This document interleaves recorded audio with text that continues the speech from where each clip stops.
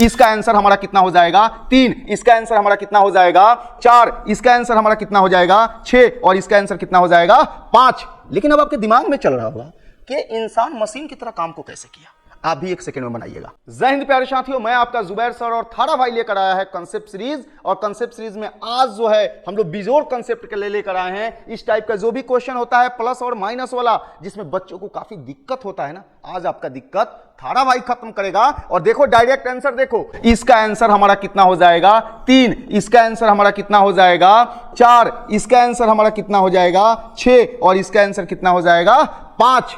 लेकिन अब आपके दिमाग में चल रहा होगा कि इंसान मशीन की तरह काम को कैसे किया।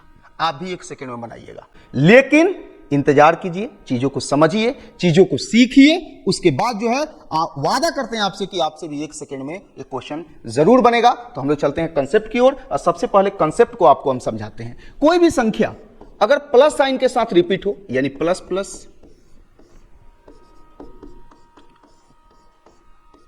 प्लस साइन के साथ रिपीटेशन हो, इसका कहां तक हो, इन्फिनाइट तक, या माइनस साइन के साथ रिपीटेशन हो। मान लीजिए जेड कोई संख्या है, माइनस साइन के साथ क्या हो, रिपीटेशन हो, कहां तक हो, इन्फिनाइट तक हो। करना क्या है कि जिस संख्या का रिपीटेशन हो रहा है उसको पकड़ लेना है। यानी हम किसको पकड़ लेंगे, जेड को पकड़ लेंगे। क्या करना है, जिसका रिपीटेशन हो रहा है उसको पकड़ लेना है, मतलब जेड को पकड़ लेंगे और इसके दो फैक्टर ले लेने हैं, दो गुणनखंड ले लेने हैं, ऐसा गुणनखंड जिनके बीच का अंतर एक हो।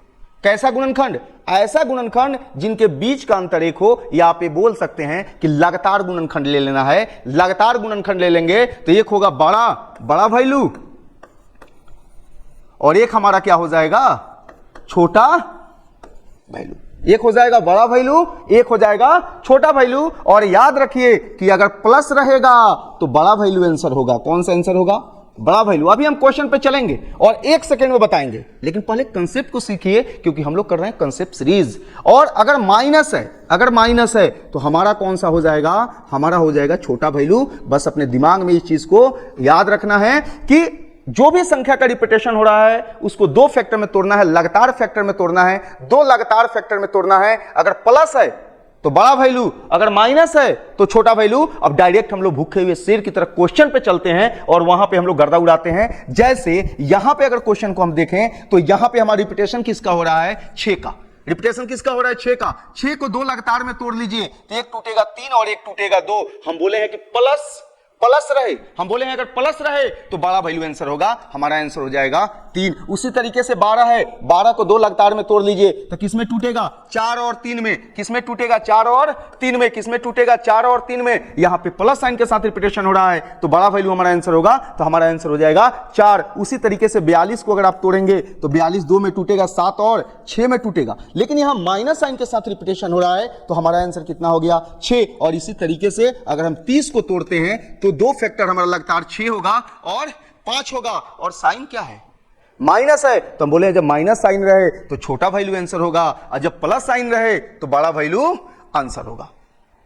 बताएं ना एक सेकंड में। अगर चीजें समझ में आई है तो कमेंट में जरूर बताएं, अपने दोस्तों के पास शेयर करें, चैनल पर नए हैं तो सब्सक्राइब करें और ज्यादा से ज्यादा शेयर करो भैया थोड़ा। जय हिंद।